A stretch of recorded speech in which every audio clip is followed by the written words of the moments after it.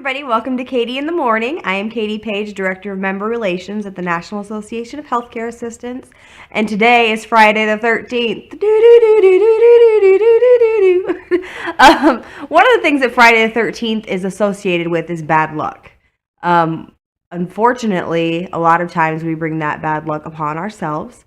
So our topic today is HIPAA. It has been drilled into our head over and over and over and over again to put all medical information away where the public can't see it, and don't release any information to people that you don't know or who aren't the power of attorney or who aren't listed on the list of people who are able to access that information. But I'm going to talk to you guys about HIPAA in a little bit of a different angle today. I'll give you a few examples of what I'm talking about, and we'll get into that right after this.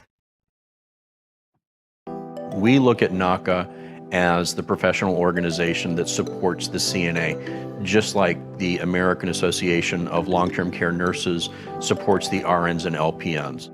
As a state executive, I can tell you that the energy and the empowerment that this organization has given to our state has truly enhanced the depth of membership and the work that we do as a state association. I am very, very proud of our connection and our partnership with the National Association of Healthcare Assistants. For more information, visit us online at nahcacna.org or call 417-623-6049.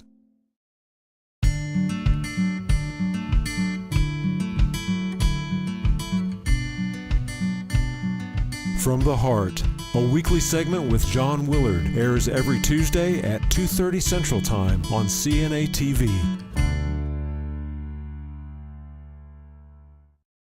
Welcome back to Katie in the Morning. Today we're talking about HIPAA, and we are talking about information that should not be shared to other people, and especially out in the public. I'm going to give you guys some examples of that.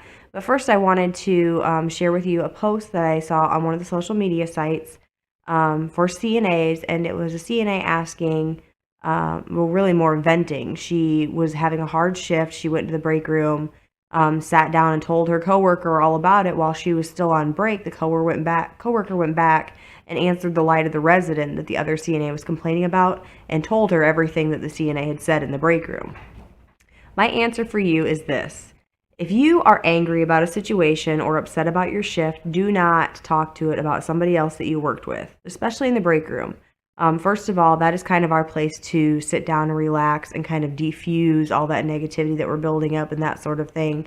So really sitting down and talking to another coworker about how bad your shift is going and what this resident treated you and da-da-da-da isn't doing them any good. It's not doing you any good either because of situations like this. We really don't know the relationships that other coworkers have with residents, how close they are, what they share, what they don't share. So instead of doing that, some of the tactics that I do to kind of calm myself down is, and they may sound kind of dumb to you guys, but they work for me, and you can find your own ways to do some of this stuff too.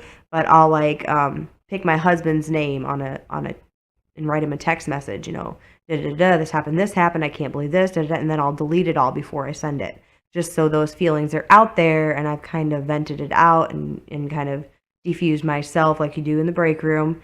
But that information never leaves. If it's a situation outside of work, I'll write myself a letter and then either shred it or tear it up into tiny little pieces. You can also take it out on stationary objects. I do that a lot. My pillow takes a lot of abuse from me. But those are just some ways to kind of vent and get those feelings off your chest. When it comes to talking about work outside of the workplace, this is a very, very dangerous and very sharp-edged sword.